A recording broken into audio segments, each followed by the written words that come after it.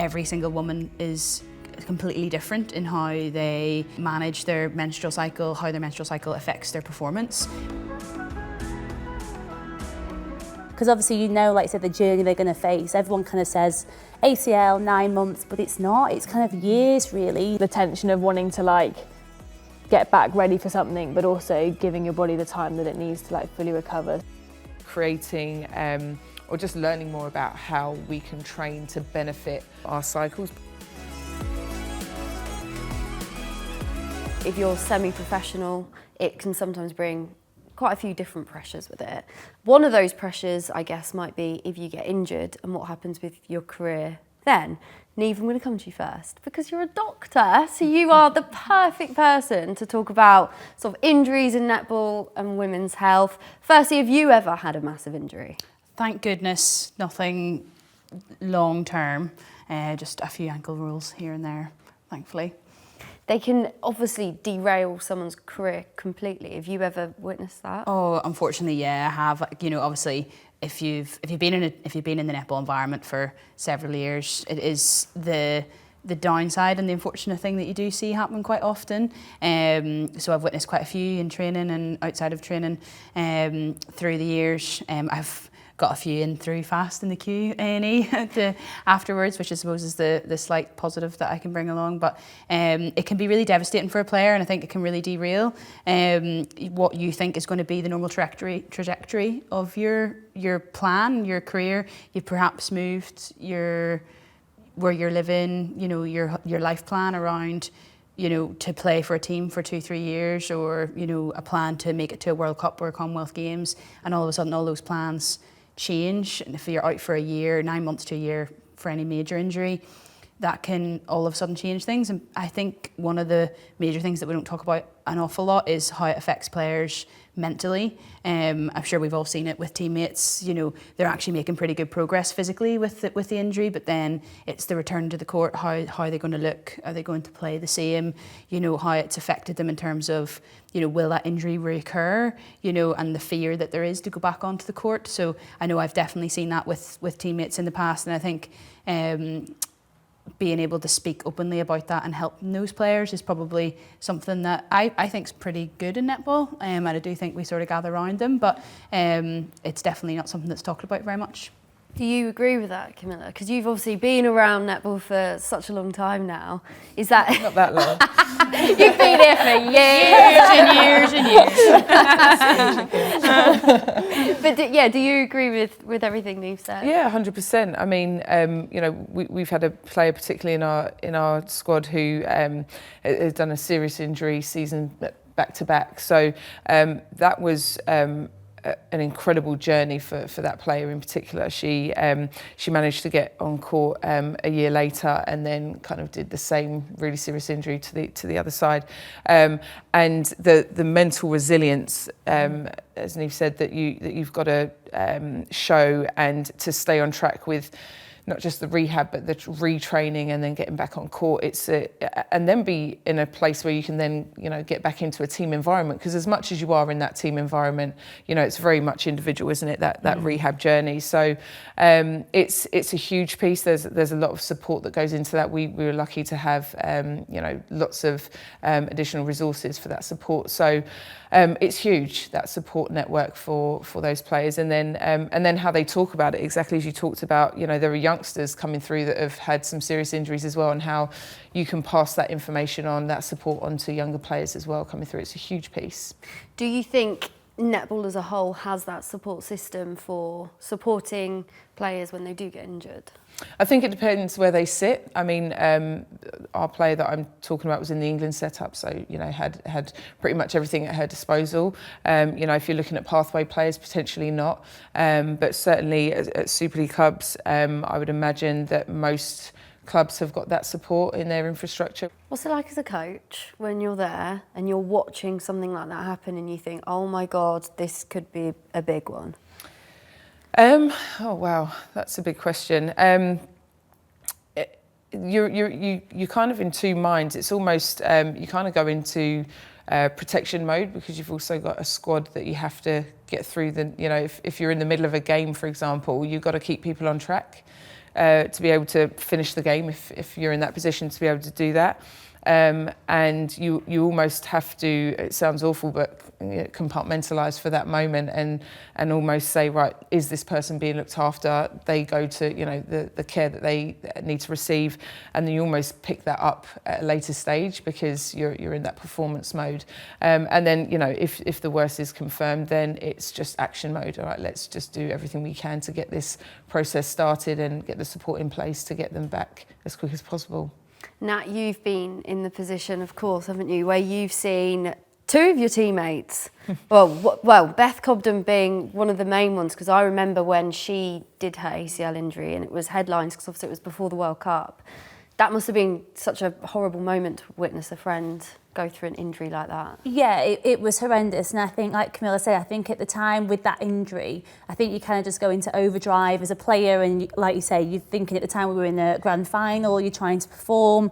It was in the first 5 minutes, Beth Cobden won, and just the screams are just something that you'll never forget, and kind of seeing the pain that she was in, and then you're just trying to get on with a netball game and try and win for another 55 minutes. So I remember that final at the time for me personally, I felt like I actually did quite well. I remember being very upset for her, but I remember as a squad I thought we got through that final much better than what we did with Ella Clark's, because I think it just felt very similar. It was exactly on the same court, the same position, the first 5 minutes. And it kind of just felt like deja vu, like why is this happening to us again? We felt like we were in a good spot. And I think for me then, like you're so close, I'm seeing that as like my friends hurt and in that much pain. And I kind of couldn't see it as a team, my teammate, she was just my friend crying. So I think that final I really struggled with against Manchester Thunder. I couldn't put it to the side. I kept thinking about it the whole way through. I kind of remember looking at the bench thinking, take me off, because mentally I just couldn't focus about anything. And actually the young ones for us at Lightning were amazing that day. They just stepped up, kind of dragged us older ones along and kind of got us through that game. But I just remember thinking I'm just so proud of how we've just rallied together, and it was obviously not the final we wanted it to be, but kind of seeing your friends in that pain is just something you can't prepare for. You prepare for everything for those finals and to make sure you're in the best shape and form and all the tactics, and you just physically can't plan for that and that emotion that you're going to feel. And then, because obviously you know, like I said, the journey they're going to face, everyone kind of says ACL, 9 months, but it's not. It's kind of years, really. You know, a lot of the girls have done 1 or 2 and they've still got niggles and things going on 3-4 years later that they're still trying to manage and still perform. So for me, you just know that they've got that journey coming up, and obviously such hard work for them to deal with. How did you support them on that journey? Oh gosh, I hope I supported them well. I think you just try and be there, listen to them, whatever they need, you know, cuddle, chocolate, flowers, whatever it is at the start. And I think that's the bit where everyone really rallies around them. But for me, it's kind of the weeks and months later, you know, when kind of people, I suppose, do forget and people get on with the playing every week and then they kind of forget that those players are there. It's making sure then they feel connected. You know, they've had the operation, they're doing the rehab, maybe in isolation. How do we support them then? How do they feel involved? Do they want to be in video? Do they even want to be there? Some of the girls, splashing there, sorry. Some of the girls are like, I can't even be there, can't be on the court, I can't watch you all train. Some of them can't watch netball for a while because obviously any landing then makes them feel uncomfortable, and it's kind of mentally them having faith again with their bodies. So everyone's so different, and I think it's making sure as players that we listen to them, we find out what they need, what support network there is, and making sure as franchises and as teammates we just do the best that we can. Ellie, you've been in a situation before, haven't you, where you had a little bit of an injury when you were playing for England under-19s, is that right? Yeah. That must have been hard. Yeah, that was on one of the tours. We had the first leg in New Zealand and we were going to Australia after. And I felt like I was playing quite well. I was really enjoying it, and then just kind of like did my ankle. Nothing like major. I was in a boot and out for a couple of weeks and stuff like that. And I think what was hard about that was, you know, you're going on to that second leg and then, like you say, you're watching all your friends play and like having a great time, and you know, that's at that age as well, that's like the highlight of your like year, is like going and doing something like that. So that was definitely difficult, and I think the hardest part was kind of coming back, and we had trials for like under 21s and like trying to get back to that in time and rushing that, and then being at trials and not being able to play you know, properly was heartbreaking really, and affected like selection and stuff. So that definitely kind of trickled on. So I think the tension of wanting to like get back ready for something, but also giving your body the time that it needs to like fully recover so that you can actually put the best foot forward when you're on court is definitely difficult to manage like now, and also obviously when you're younger and it's kind of the first time it's happened to you. We spoke a lot about how mentally it's really difficult, but when you're adding into that sort of, you're starting your career up and you're sort of going on that upward trajectory and you've got trials and stuff like that and you can't compete, how did you keep yourself positive, I guess, during that time? Yeah, I think, well, when like selection didn't go the way I wanted and I was still like, okay, now I've got time to sort of recover from my injury and like do the proper rehab and all that kind of thing. It was basically just trying to get motivation from things not going the way I wanted, to be like, okay, like, no, you've got to stick to doing this because this is the outcome that you're aiming towards. But within that, also kind of knowing that netball's not like the be all and end all of life, and where else do you get your cups filled outside of that, and so making sure, actually that was actually also a great time in my life because I got to like enjoy university and I got to enjoy like more of a social life than I probably would have normally had at that point. So there's definitely benefits that came from that, obviously, whilst also having heartbreak of not being in that England under-21s team and stuff. But yeah, it was kind of sort of a balance between the two. And looking back, I learned a lot about myself and kind of knowing that netball isn't why I'm here. It's something to enjoy and not to like put on a pedestal. Maybe it's a positive thing. Then. Yeah, 100%. You got that break, 100% it like forced was, yeah. you to sort of have 100%. that break, and now look at you in the England contract situation, thriving. Yeah, we like to hope so. Maybe it's just a start. Like to hope so. No, you are. So we've covered sort of injuries a little bit. Let's talk about sort of other women's health. In that is periods are an issue, and we spoke in one of the other episodes, Neve, about sort of contraception. Is that conversation happening a lot? Do players sort of talk openly about that? I know for sure that now, whether or not it's definitely around contraception as a topic in itself, but around periods, and there definitely been a big drive, I know, through the Netball Her, that's been talked a lot more over the last, I would say, year to 18 months. I definitely know that that's something that has been sort of a hot topic, if you like, and I think that's great, because I think like every single woman is completely different in how they manage their menstrual cycle, how their menstrual cycle affects their performance. We know that there is like emerging scientific research to say that there is benefits when you're on your period, off your period, different times of your cycle, in terms of how strong you can be and how you can physically recover after matches. And I know there is some links obviously with injury. I don't know how strong they are in the science and stuff, but I do know that there has been a lot of people, and I definitely know a few of my friends that have done ACLs and stuff, they've sort of come out and said, well, I was on my period when that happened. And whether or not there is a strong scientific link or not, it's definitely something that needs to be looked into more. Even you look at the female footballers, Arsenal women and the England footballers, like how many of them did their ACL in the last year alone? Like there was lots. So how are we training appropriately as women for being women? Or are we just following similar strength and conditioning programs and regimes based around probably what men have done for a lot of years preceding us? I think we have that less than them because we are sort of female dominated and leading sport. But is everything adapted properly for us? And I think we're making strides. I think with the Netball Her, and I know earlier Nia Jones talked a little bit about how the MPA have put out things like the pelvic health screening and stuff like that. That's something that I have never thought about before and was nearly taboo. I'll be honest, a couple of the answers, I definitely lied, and it still came back a big red flag, which is worrying. But a couple of my friends have went on to have babies, and they have issues with that, and they don't talk about it because it's taboo. And maybe if there's something we could do now in terms of adapting our strength and conditioning, doing our pelvic floor exercises, it's not very sexy to talk about that, but and it's far cooler to say I've done a 100 kg squat. But is it something that's going to actually improve our life after netball and actually while we're playing as well? I think so. Camilla, you've been nodding a lot during that. Didn't realise, yeah. You were like, yeah, totally agree. Something that I realised that you were really nodding at was when Neve was sort of comparing training and talking about, I guess, our women's sports, sort of altering their training correctly. Yeah, so I guess one thing that really hit home was we know this across so many industries that a lot of what we follow is based off of research done on men, right? So we've probably been following training programs and stuff that have been designed by men for men. Now I know that that's changed a lot in the last few years, but certainly in terms of women's health and our cycle, something that I've only really come to light in the last few years is the phases of our cycle and how each one really does require something so different.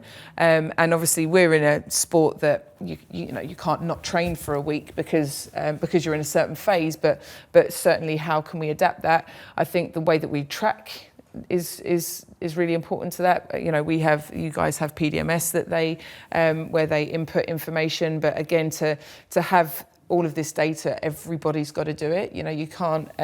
It's not a small group of people being able to do it to get all the data. So I think the way that we're tracking this information is going to be really crucial to how we push forwards with creating or just learning more about how we can train to benefit our cycles, because ultimately that's the most important thing. If we can, similar kind of thing. I've got a player that has done a calf injury at the same time in her cycle 4 times. So there's absolutely something in it. We know that, but it's how do we track it? How do we collect the information, and how do we build something that kind of works for a sport that's got so many variables that if it's different when it's something like athletics. You're running in one direction in one event. It's so multi-directional. It's got so many facets to it. So it's difficult. It's going to take a lot of years to get there. But I think we're on the right. We're starting to push the right buttons now. That's so interesting, Camilla, that you're saying that. Like, see that player, for example. Yes. Like, as a coach, obviously it's very I don't understand with the coaching, but. If you've known that information, is there benefit to knowing that information? Can you adapt training for her at that time of the cycle? Yeah. Or is that very difficult to do? So one thing we've looked at is triggers. So she's very aware of her body and knows when there are certain feelings coming on. So and we have started to be able to look at, all right, where is this in your cycle? Right, we know that this happened last time. So actually let's back off a little bit off of that. We've been able to, but that's one example. We, as we said, we need that information. We need players to be in touch with their bodies, right? They need to know what's going on. Being open and honest, isn't it? Yeah. I think, kind of for me growing up, I think with your period, you just kind of get on with it, get a heat pack, off you go, get on that call when you're younger and you're trying to deal with all this at a teenager. And I think you're right, it's about us now actually being open and honest as players and going, I think we're struggling, I can feel something, I feel more fatigued today. Yes. And do you mean this isn't an injury I'm showing physically, but mentally this is now affecting me and this could happen. Yeah. Doing that with you guys. Yeah, and I think what's important as well, I come from an era of you just get on with it. If you're feeling tired or you're feeling a little nigger, you just get on with it. However, I think with the science that's coming out, we do have to educate players that if we may not adapt it, but we need to know.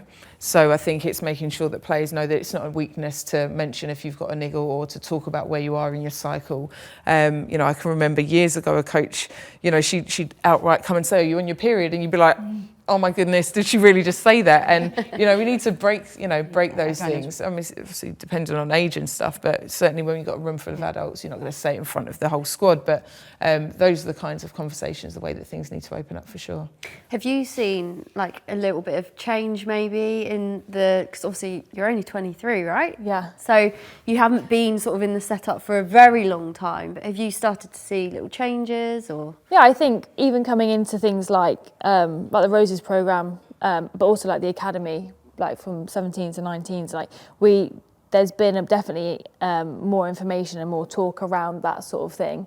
I think, like you're saying, the issue now is, okay, we're aware that it can affect people, but it's everyone's on different parts of the site, at different times. So you can't all be okay, everyone's now on this week, then now everyone's. So how you kind of manage so many people in different stages was going to be a big challenge. But I remember being on some tours, when you spend so much time with girls and you sing. And I remember there was this one tour, I won't name the player, but I was fine after a couple of days, like doesn't really affect me, but this person really struggles, and they weren't supposed to be on during that tour, but because we were sharing so much time together and before, like there's like 3 other people that kind of like caught on with me, shall we say, and then actually, that really affected her training, and she had to miss a session or 2 because the pain was just too much. Yeah, I think it's a very difficult topic, and like I think it's great that there is a little bit more chat about it. Like I know at Stars, like it's compared to where I've been before, like it's very open and everyone loves talking about it, and it is very like, oh, don't go near Ziggy today, she's on her period. Do you know what I mean? It is, but she's so open and happy to chat about it, and so everyone else is then too. And I think it's great because then